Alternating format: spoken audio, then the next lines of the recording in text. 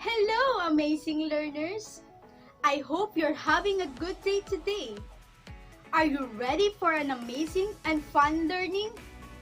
It's a great day to learn English with me. I am your teacher, Teacher May. Together, we will learn and explore the world of English language. So what are we waiting for? Let's get started!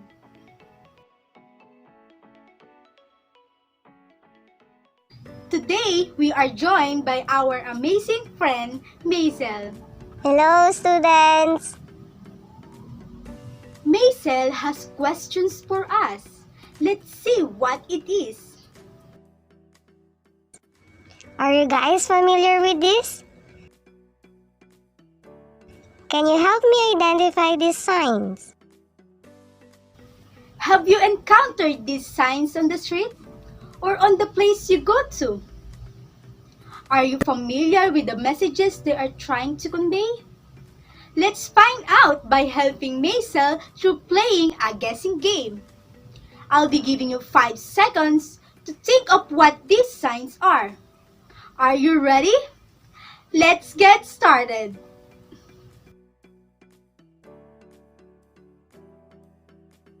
What is it?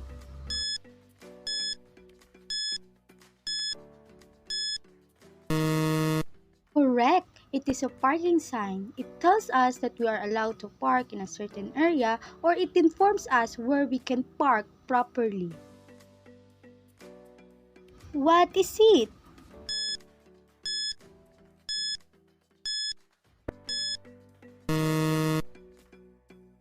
Right, it is a no entry sign. It indicates that we are not allowed to go into a particular area. What is it?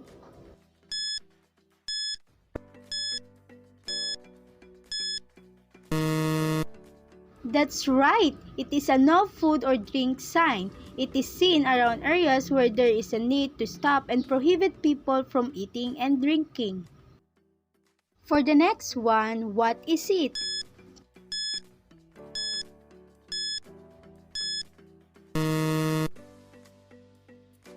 Right, it is a no mobile phone symbol signs. It indicates that the use of phone is not permitted in a certain area.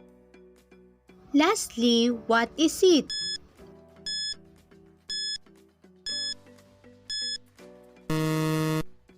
That's right, it is a stop sign, a traffic sign telling drivers to stop and wait until they can continue safely. Job well done, class! For that, here's your star from me and Maisel. What do these signs are trying to convey? Do you notice that they either give permission, prohibition, or obligation?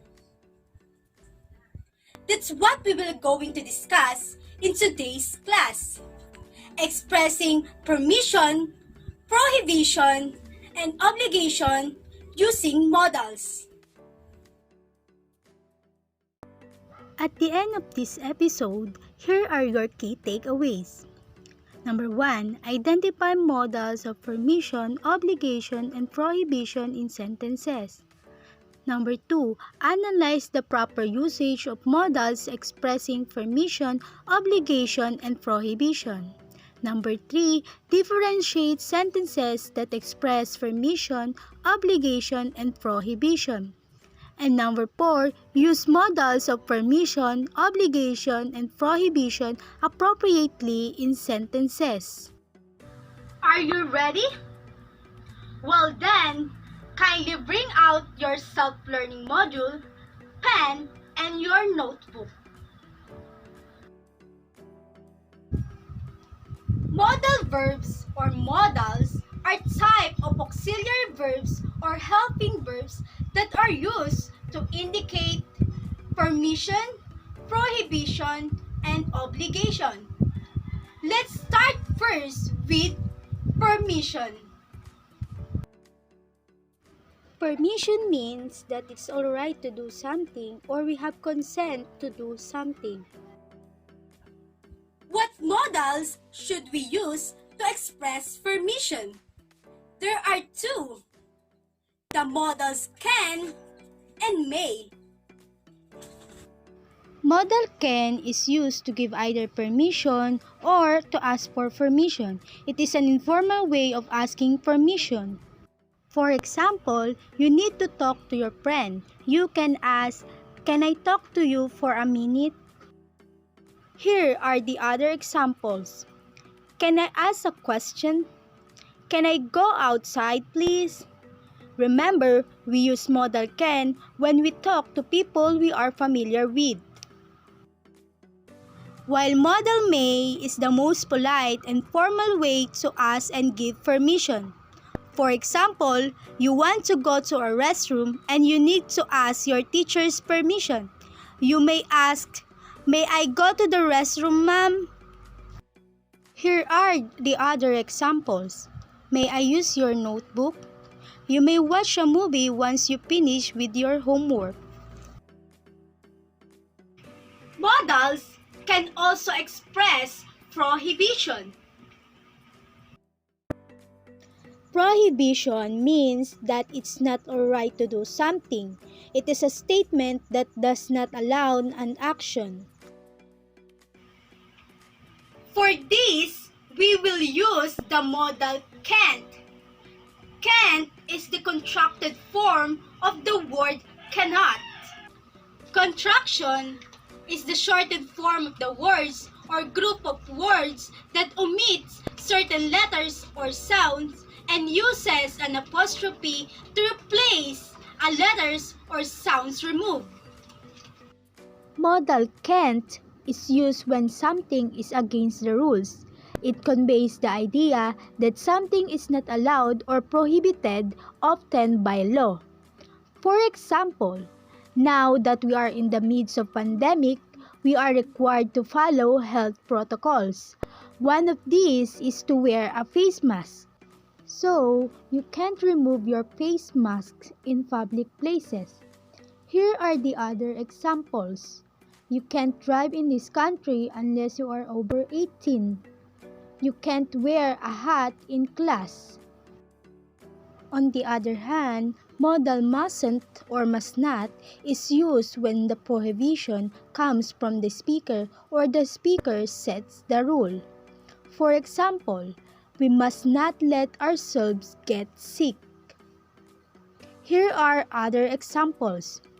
Cars mustn't park in front of the entrance. Children mustn't talk to strangers. Modal shouldn't or should not is used when we judge if an idea is good or bad. For example, you saw your brother eating chocolates. He wants to give your dog a piece of it. But you know that chocolates are not good for dogs. You can say, "You should not give chocolates to dogs."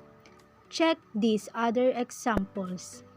You shouldn't worry if you make a mistake. You shouldn't watch a lot of TV. Lastly, expressing obligation using modals. Obligation is used when something is necessary or needed. These are the modals we can use to express obligation.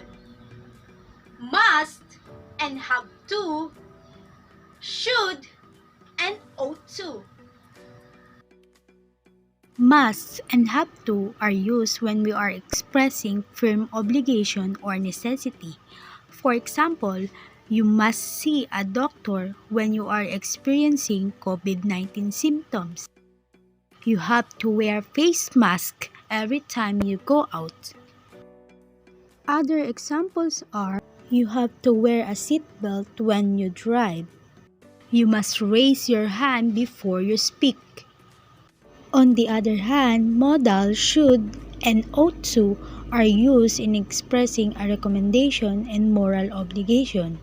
For example, you should save some money. You ought to clean up your room. Other examples are, you should drink water every day. You ought to finish your homework before you watch TV. Oftentimes, learners cannot define modals, but they use it unconsciously in their daily conversations. Alright, I'm sure you are ready to answer our learning tasks. Don't worry, it will be very easy and fun. For this activity, you need to identify the appropriate modal verb for the following statements by choosing the letter of the correct answer. Write your answer in your notebook. Number 1. I tried calling my friend to ask help for my assignment, but her line blank be reached. A. Can't. B. Haven't. C. May not. D. Mustn't.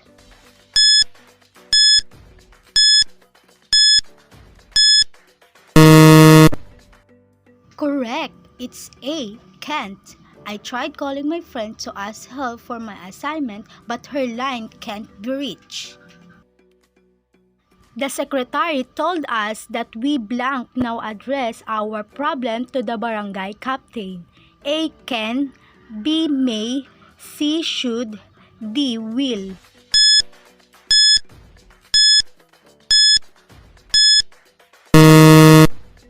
And the correct answer is letter A. Can.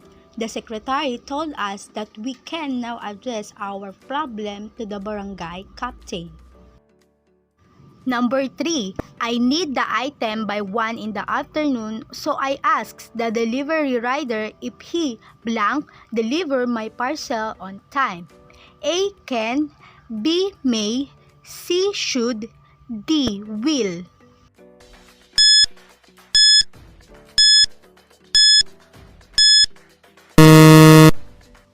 And the correct answer is A. Can. I need the item by 1 in the afternoon, so I asked the delivery driver if he can deliver my parcel on time. Number 4. My grandmother told me that I blank eat more fruits and vegetables to remain healthy. A. Can. B. May. C. Should. D. Will.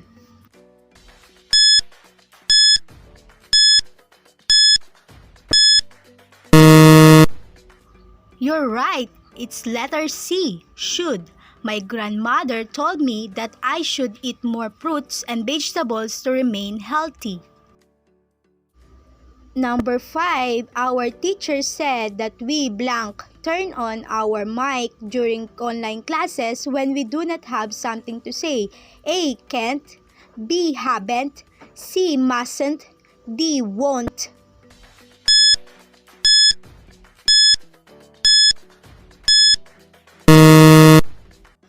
You're right. It's letter C. Mustn't. Our teacher said that we mustn't turn on our mic during online classes when we do not have something to say. Great! What are your scores, class? Congratulations! Here's your star from me and Maisel. Are you still up for another learning activities? Great! Given the scenarios below, pick the most appropriate response that correspond to the statement. Choose the letter of the correct answer. Ivan's little brother asked him if he could help him finish his assignments, but Ivan is still doing his. How will he tell his brother? A. I have to help you. B. I'm sorry, I can't help you right now. C. I'm sorry, I mustn't help you right now.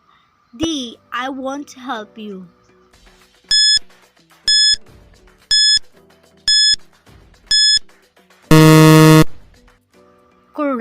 It is letter B. I'm sorry, I can't help you right now. Jen will go to the school to get her modules, but she wants her best friend Alex to accompany her. How will she tell her? A. Can you accompany me to school? B. You may accompany me to school, right? C. You must accompany me to school. D. You should accompany me to school.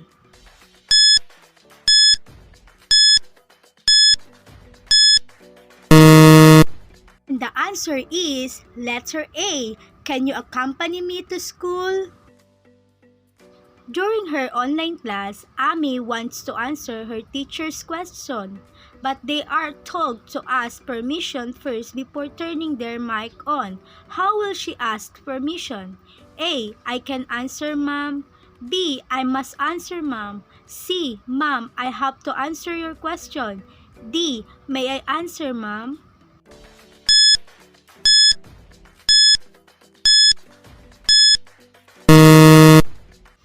Correct! It's letter D. May I answer, ma'am? Luna's friends asked her to join them in doing TikTok videos, but she is not yet done with the household chores. How will she tell her friends? A. Alright, I should join you first. B. I'm sorry, I have to finish doing the household chores first. C. I'm sorry, I mustn't join you. D. Sure, I can join you now.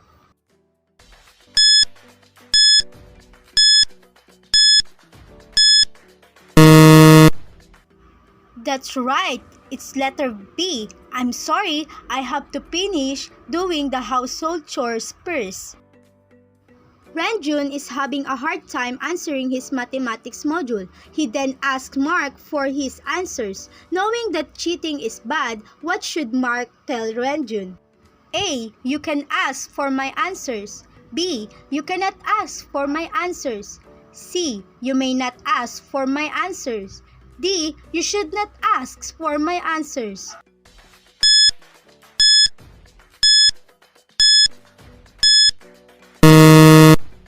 Correct! It's letter D. You should not ask for my answers. Great job, amazing learners! For that, here's your star from me and Maisel. Before we end this off, let's take a look if you really box our key takeaways. Have you identified the modals expressing permission, obligation, and prohibition in sentences? Have you analyzed the proper usage of modals expressing permission, prohibition, and obligation? Have you differentiated sentences that express permission, obligation, and prohibition? And have you used modals of permission, prohibition, and obligation appropriately in sentences? Always bear in mind that modal verbs are a type of auxiliary verb or helping verb. It is used accordingly depending on what it tends to express. For your assignment, please take a photo or refer to your self-learning module.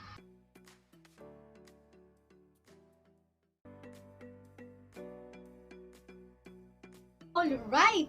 Again, I am your teacher, Teacher May, together with our amazing friend, Maisel. May your day be filled with knowledge. Bye-bye!